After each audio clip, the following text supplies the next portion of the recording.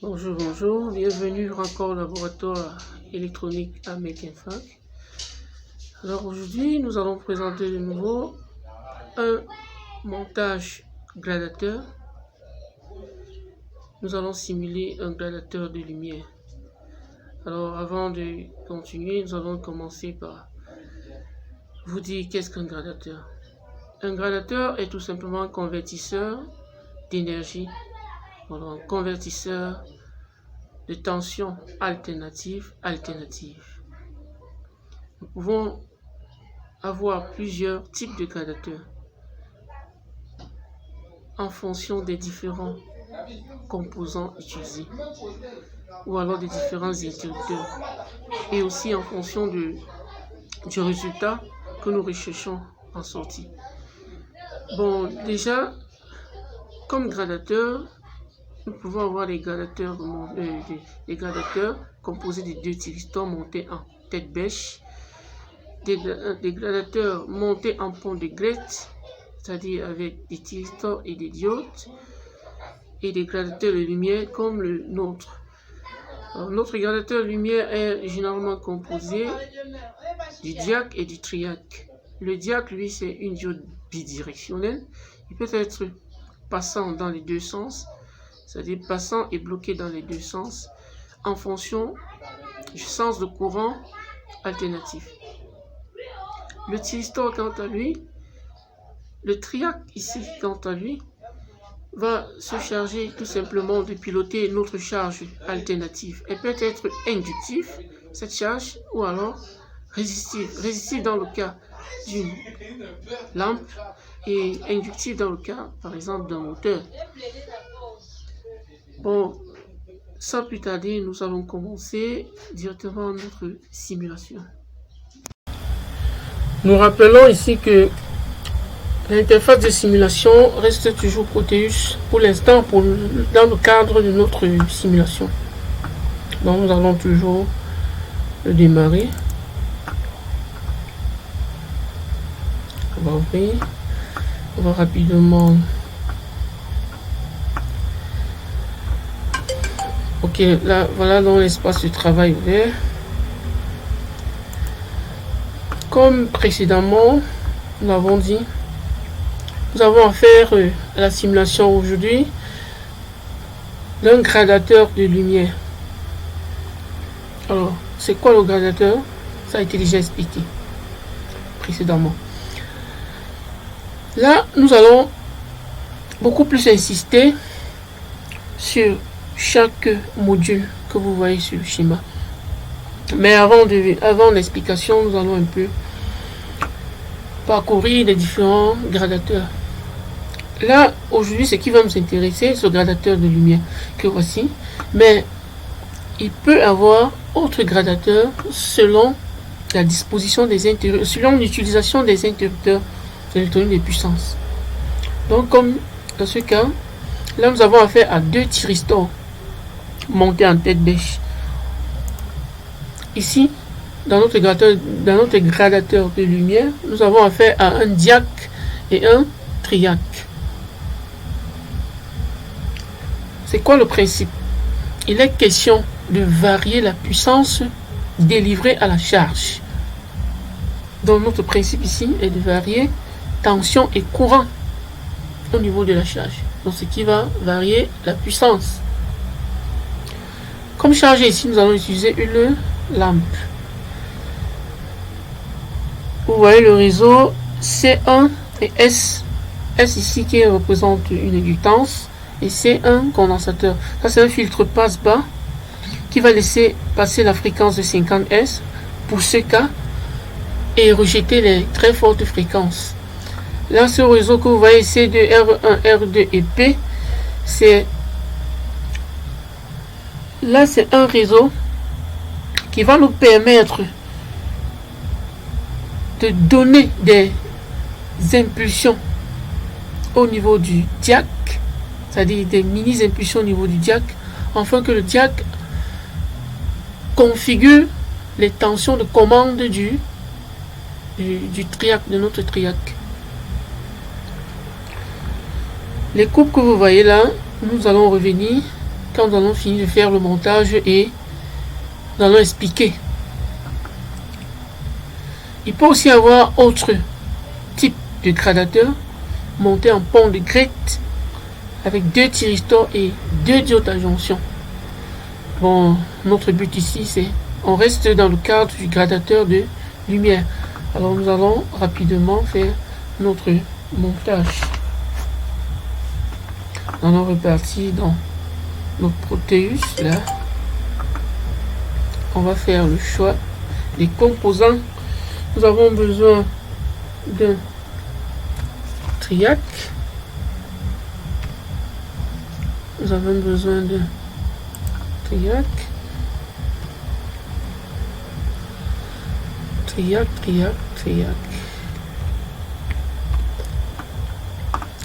Alors nous allons faire le choix de ce triac ainsi que le diac.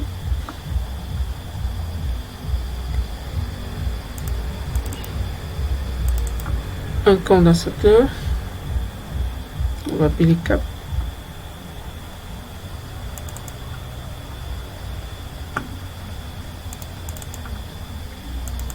Une résistance de puissance, bien sûr. On va choisir la puissance. Elle peut aller de... En fait, c'est la résistance R1 qui est là-bas, qui est sur le montage, comme nous avons vu. Elle peut aller de 10 à 20 watts. Nous allons choisir 10 watts ici, puisque c'est la puissance la plus élevée parmi les résistances dans notre bibliothèque. On va prendre 1 kilo. Nous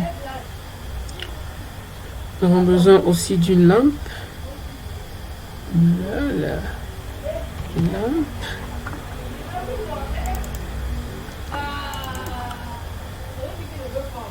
Un potentiomètre.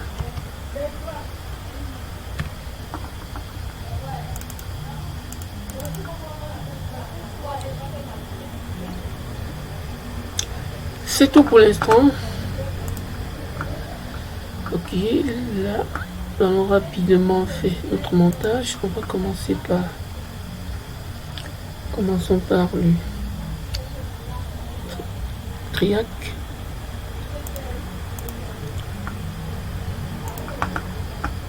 Ensuite le diac.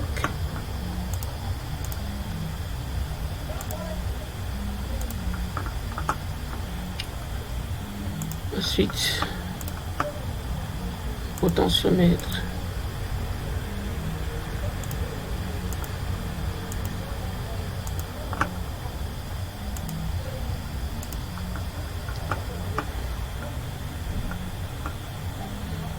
Ici nous aurons besoin d'une résistance de 10 watts.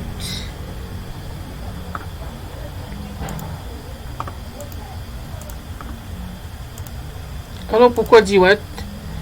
Vous voyez, cette résistance, elle sera connectée directement au réseau. Si sa puissance est très faible, sa valeur, elle va se détériorer. Bon, 39 kg.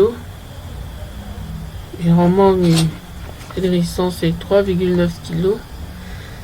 3,9 kg. 3,9 K.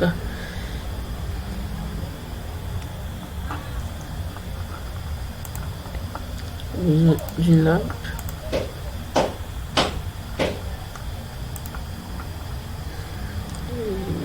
On va rapprocher un peu. Et notre condensateur là.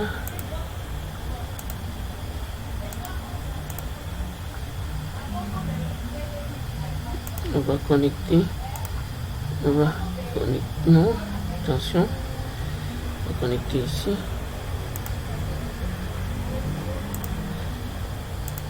Ici. Et ensuite on va rechercher le ground qui est la masse qui sera représentée dans le montage réel comme le neutre ici. Ici notre lampe sera à 220 ou 230 volts. On va laisser dans cette simulation 220. 220V.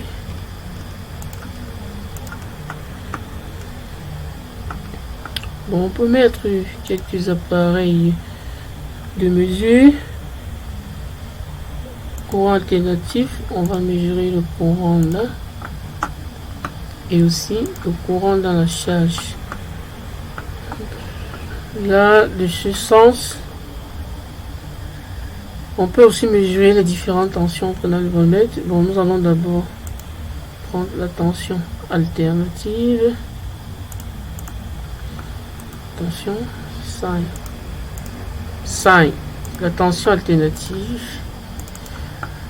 On va donc paramétrer l'amplitude, mettons à 300 et 300 volts et 50 Hz. Pourquoi 300 volts? En réalité, nous sommes ici dans la simulation. Si je mets par exemple 220 volts, alors je n'aurai pas exactement les 220 volts là. C'est la réalité qu'on rencontre dans la simulation, généralement dans Proteus. Là, nous avons la 50 Hz. Donc, on va supporter de mettre 300 volts. En simulant, on va voir si on peut ajuster les valeurs.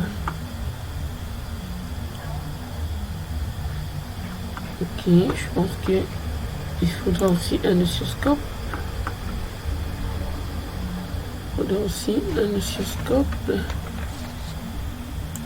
Là. Okay. Pour mesurer la tension d'entrée et la tension aux bornes de la charge. On pourra aussi mesurer les différentes tensions avec le voltmètre pour voir effectivement à quoi ça ressemble. Là, les paramètres du diac et du triac doivent être bien respectés. Vous ne devez pas faire l'erreur parce que là, c'est au niveau de cette simulation, ces paramètres doivent être respectés. Sinon, la simulation ne fonctionnera pas. Pour ceux qui ne maîtrisent pas physiquement ces composants, vous pouvez juste aller taper ou alors rechercher les fiches techniques. Vous voyez les différentes grandeurs, c'est-à-dire tension, courant, max, min, que peut supporter ces différents interrupteurs de puissance. Bon, là, nous allons passer rapidement à la simulation. Bon, il faudrait que je vous montre. Là, ce sont les paramètres là. Vous allez mettre dans la 1 mm, 1 mA, 0,9 ampères, 0,1. Donc vous respectez exactement ces paramètres-ci. De même que le diac.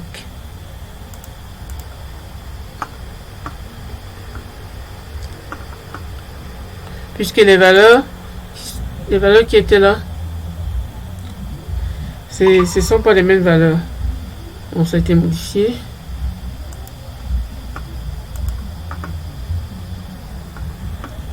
Puisque vous voyez là, on va faire cette expérience. Je vais reprendre rapidement un triac. Vous voyez, ici on a affaire à 1 mA, 5 mA, 0,1. Pour que ça fonctionne normalement, vous allez aller télécharger le datasheet et voir les différentes grandeurs, c'est-à-dire tension, courant, normalement pour le fonctionnement du composant, et modifier juste ces paramètres. C'est ces paramètres-là que nous avons modifié et mettre ici. Okay. On va passer à la simulation. Ok, vous voyez là le signal. Le signal en jaune représente le signal d'entrée, normalement alternatif, sinusoïdal alternatif. Et le signal de sortie, vous voyez, c'est 0. Effectivement, la lampe est éteinte. Pourquoi? Parce que on va donc, il n'y a pas encore des impulsions. On va donc commencer à varier le rapport cyclique.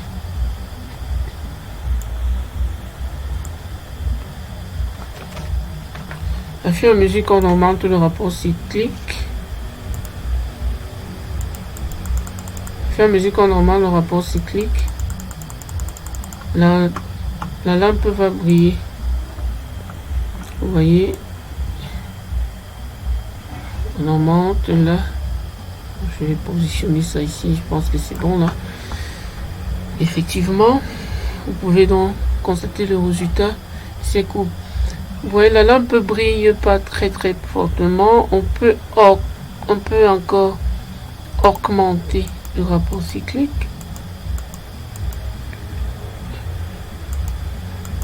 Non, là je suis en train de diminuer. Attendez, je vais augmenter le rapport cyclique. La lampe va briller plus fortement. Vous voyez, observez au niveau de la lampe. Elle brille plus fortement.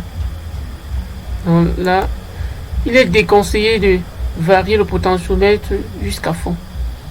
C'est pour ça que vous voyez, vous avez vu premièrement la simulation un peu buggée au début, puisque la variation a été totale. Vous voyez, là je suis en train de diminuer le rapport cyclique et la lampe aussi baisse en luminosité. Il faut bien observer, c'est de ça qu'il est question. À un moment donné, lorsque ça devient 0, la lampe va aussi s'éteindre. Voilà, vous voyez, c'est presque à fond. C'est parce que c'est à fond, c'est pour ça que c'est en train de faire cela. Il ne faut pas varier à fond. C'est pas conseillé. C'est pas conseillé. Même en pratique, faites très attention en pratique.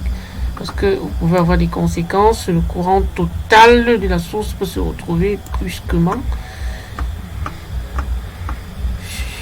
Quand vous êtes en train de manipuler. Là, on voit comment c'est totalement zéro, la lampe est éteinte. Là, c'est correct. Allons donc comparer.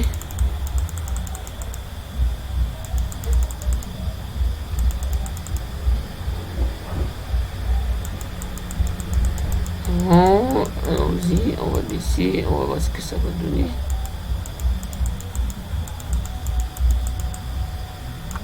Oh là là.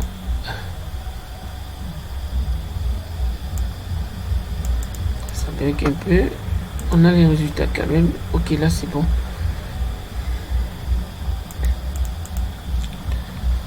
Ok, là on va le mettre ici. Qui monte la tension 220.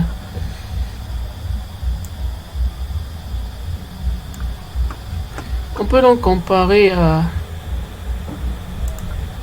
Vous voyez exactement. Lorsque l'éclairage est minimum, la puissance est max et ça se voit. Lorsque l'éclairage est max, la puissance est min. Puis il faut bien observer le courant diminue.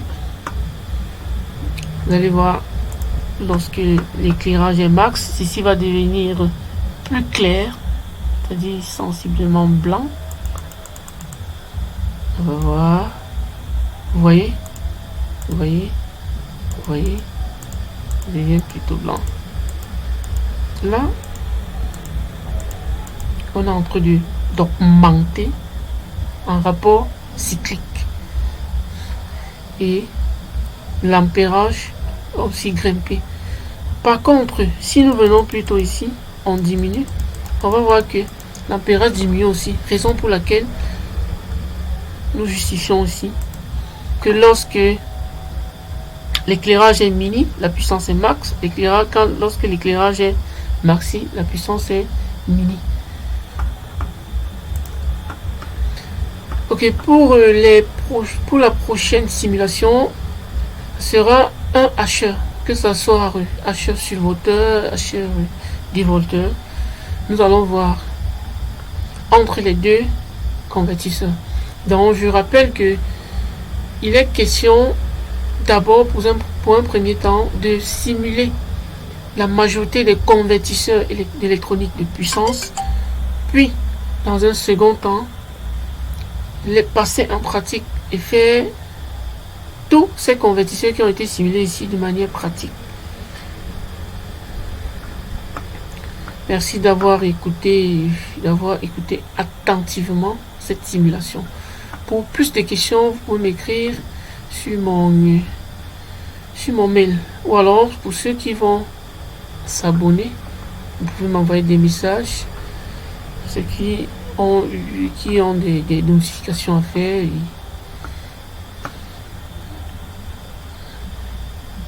Arrêtez la simulation.